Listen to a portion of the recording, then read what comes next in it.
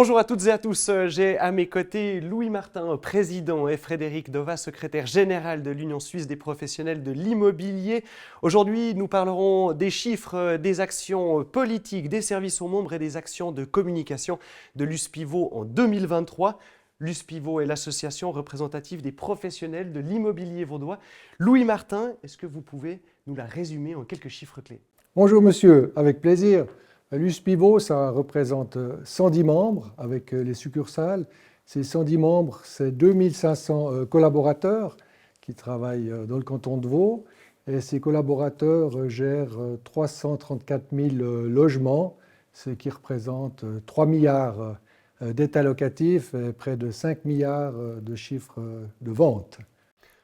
En 2023, passablement d'actions politiques ont été entreprises sur le plan fédéral et cantonal. Frédéric Dova, pouvez-vous nous faire le résumé de vos actions? Oui, volontiers. Je ne vais pas faire un résumé des actions parce qu'il y en a eu beaucoup, mais simplement je vais me cantonner à peut-être 2-3 actions principales. Tout d'abord, l'USPIVO est intervenu en soutenant activement une motion du député Fabrice Moscheni qui vise en fond à cadrer le droit de préemption prévu dans la loi sur la préservation et la promotion du parc locatif que je vais abréger L3PL. L'idée au fond, c'est de supprimer la possibilité aux communes d'exercer ou d'octroyer plutôt un droit de superficie sur les biens qui seraient acquis via le droit de préemption pour éviter qu'une commune utilise cet outil, le droit de préemption, pour réaliser une opération purement financière, alors que le but premier du droit de préemption est la création de logements d'utilité publique. Donc l'USPIVO soutient activement cette motion. Le processus législatif est actuellement en cours.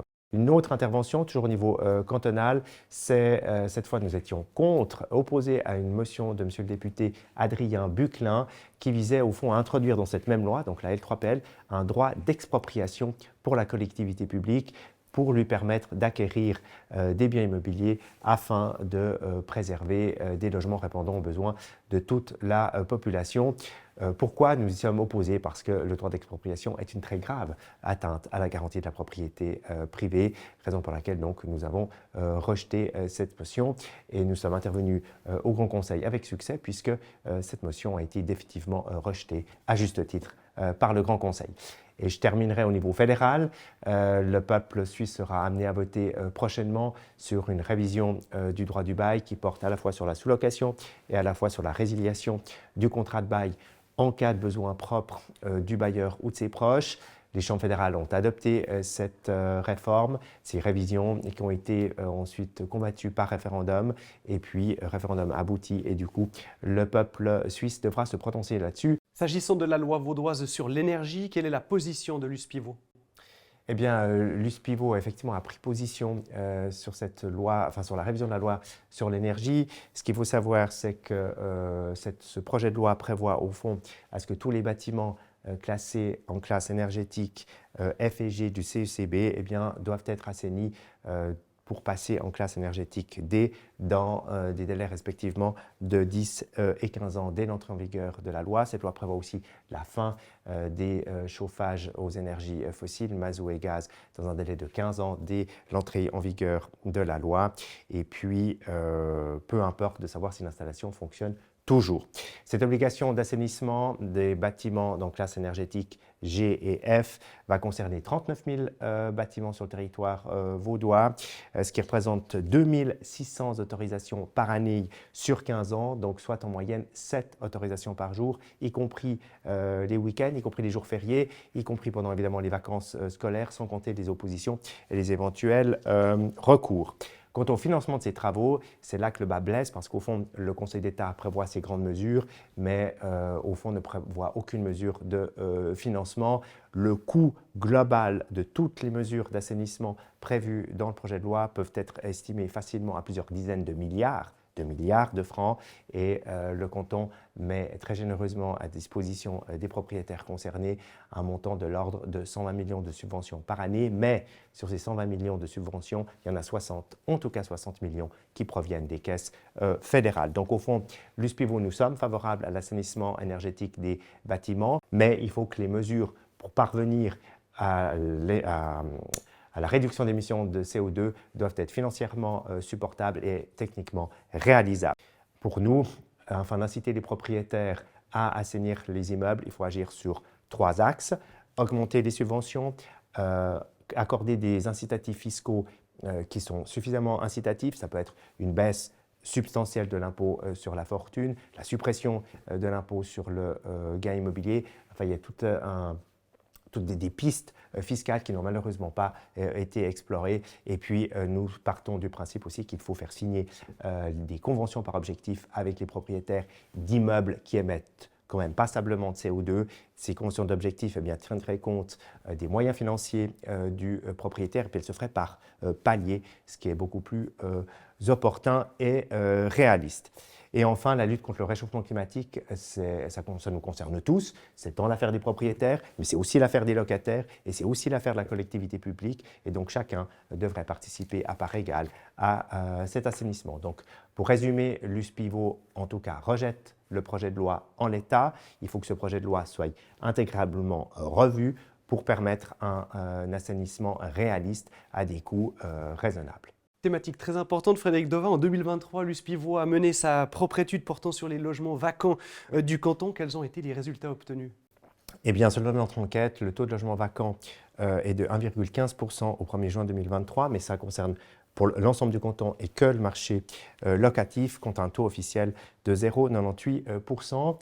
Au niveau des districts, au fond, et c'est là que c'est très intéressant, selon notre enquête, il y a 5 districts qui seraient hors pénurie de logement, donc ça veut dire des districts dans lesquels le taux de logement vacant est supérieur à 1,5%. Ce sont les districts d'Aigle, de l'Abrois-Vuilly, du Gros-de-Vaud, du Jura-Nord-Vaudois et de la Riviera Pays d'en Haut.